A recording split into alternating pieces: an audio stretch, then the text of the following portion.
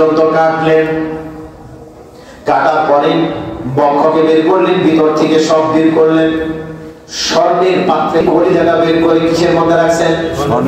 কলমটাকে স্বর্ণের পাত্রের মধ্যে রাখছেন। জমজমের পানি এনে নবীজি সাল্লাল্লাহু আলাইহি ওয়াসাল্লামের ভিতরে ওয়াশ করছেন, কলমটাকে ওয়াশ করে দিয়েছে। সুবহানাল্লাহ। নবীজি সাল্লাল্লাহু আলাইহি ওয়াসাল্লাম যখন ভিতরে জিবরাইল আমিন আবার দিয়ে দিলেন, পাত্রটাকে দিবেন, দেওয়ার আগে ইলম এবং হিকমত কলমের ভিতরে আল্লাহ পাক ভরে দিলেন। আল্লাহর নবী যখন প্রস্তুত করালেন, জিবরাইল আলাইহিস সালামকে জিজ্ঞাসা করলেন, ভাই জিবরাইল, আমাকে এই বুকের মধ্যে কেন দাগ দেওয়া হলো? আল্লাহ রাব্বুল আলামিনের জিবরাইল বলেন, দাগ দেওয়া হয় নাই, বক্ষ বিদীর্ণ করে ভিতর থেকে কল বের করে ওই কলটা জমজমের পানি দিয়ে ধুয়ে আবার তোমার ভিতরে স্থাপন করা হয়েছে, সাথে হিকমত এবং ইলম আল্লাহ পাকের পক্ষ থেকে দিয়ে দেওয়া হয়েছে। এই ইলম আর হিকমত দিয়া ভয় ভীতি দূর করে সুস্থতার সাথে এখান থেকে আপনি বাইতুল আকসায় যাবেন। আকসা থেকে সেখানে নামাজ পড়াবেন, সেখানে সমস্ত আম্বিয়া ইকরামদেরকে হাজির করা হবে, তারা আপনার জন্য অপেক্ষা করবে। আর আপনি সেখানে যাবেন, যাওয়ার পরে সবাই এদিক সেদিক তাকাতে থাকবে কে নামাজ পড়াবেন। আর আমি জিবরাইল আপনার হাতে ধরে সামনে নিয়ে ইমামতির স্থানে দাঁড় করায় দেব। আইমামুল মুরসালিন আল আউয়ালিন, আল্লাহ রাব্বুল আলামিন হযরত নবী করিম সাল্লাল্লাহু আলাইহি ওয়াসাল্লামকে প্রথম ইমাম বানায়া দিলেন। সুবহানাল্লাহ। নবীদের ইমাম বানায়া দিলেন। সুবহানাল্লাহ। নবীরা একজন আরেকজনকে ঠেলতেছিল এবং হযরত আদম আলাইহিস সালামকে সবাই বলতেছিলেন যে বাবা নামাজ পড়াবেন। ইতিমধ্যে একে অপরের দিকে তাকাতাকি করতে করতে নবীজি এসে হাজির। জিবরাইল আমিন ভিতরে আসার সাথে সাথে খবর হয়ে গেছে।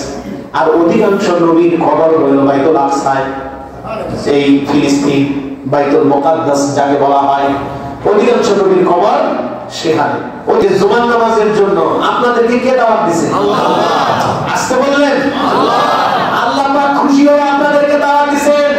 লক্ষ লক্ষ মানুষ থেকে আপনাদেরকে বাঁচাই করে মসজিদে আসার সুযোগ করে দিয়েছেন। আর কেউ সৌভাগ্যবান হয় নাই, আপনি আর আমি হইছি। এজন্য আলহামদুলিল্লাহ, আলহামদুলিল্লাহ। অন্য কোন নবীকে এরকম দাওয়াত দেয় নাই। আল্লাহ রাসূল সাল্লাল্লাহু আলাইহি সাল্লামকে দাওয়াত দিয়েছেন জিবরাইল আমিন। অত্যন্ত খুশি হয়েছেন যে যত নবীর কাছে ওহী নিয়ে আসছি, কিন্তু আল্লাহ আপনাকে এত ভালোবাসে যে আমি ইতিমধ্যে আর কাউকে দেখি নাই। সুবহানাল্লাহ। আল্লাহ পাক আপনাকে এত ভালোবাসে, এত ভালোবাসে। আপনি উঠেন। আল্লাহ পাক কোরআন কারিমে বলেন, সূরা বনী ইসরাঈল প্রথম পৃষ্ঠা এবং প্রথম আয়াতে আল্লাহ পাক বলেন, সুবহানাল্লাযী আসরা বিআবদিহি লাইলাম মিনাল মাসজিদিল হারাম ইলাল মাসজিদিল আকসা। সুবহানাল্লাহ। আল্লাহ পাক সর্বপ্রথম পুত পবিত্র ব্যবহার করেছেন। সুবহানাল্লাহ। প্রিয় মানুষকে যখন বহুদিন পরে কাছে পায়, প্রত্যেকটি মানুষ তার আবেগ বশত জড়িয়ে ধরে, অনেক প্রশংসা করে, অনেক কথা বলার ইচ্ছা করে। ঠিক কিনা? হযরত মুসা আলাইহিস সালাম যখন আল্লাহ তাআলা জিজ্ঞাসা করেছেন, হে মুসা তোমার হাতে কি?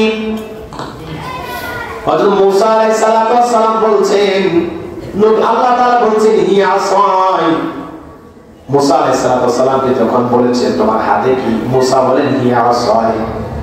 আল্লাহ পাক বলেন তোমার লাঠি দিয়া কি করো আর জিজ্ঞাসা করে নাই, শুধু এতটুকু জিজ্ঞাসা করেছে মুসা তোমার হাতে ওটা কি? তিনি বলেন হিয়া আসাই। তারপরে একাই বলা শুরু করছে, না তাওয়াক্কাউ আলাইহা ওয়া আহুশু বিহা আলা নাবি ওয়া লিয়া ফিহা মাআরিবু উখরা ক্বালা আলকিহা ইয়া মূসা ফাআলকাহা ফাইদা হিয়া হাইয়াতুন তাসআ। সুবহানাল্লাহ। মাসুকের সাথে কথা বলার সময় কেউ সময়কে দেখে না। সুবহানাল্লাহ বলবেন না? সময় গেল না, আসলো, রাত হলো না, দিন হলো মুসা আলাইহিস সালাম আল্লাহ পাক যখন জিজ্ঞাসা করছেন আর দেরি করে নাই, লাঠির কথা বললেই হইতো যে এটা একটা হিয়া আসা, এটা একটা লাঠি, এতটুকুনি হয়ে যেত, কিন্তু এতটুকু খেয়াল করে নাই। তারপরে বলা শুরু করছে এটা আমার লাঠি, এটাতে আমি গাছের পাতা পানি, গাছের পাতা পাইরা আমার বকরিরে খাইতে দিই, আলা ওয়ানামি ওয়ালিয়া ফিহা, এটা আমার বন্ধু, মাআরিবু উখরা, এটাতে আমি আর বহু কাজ করি। সুবহান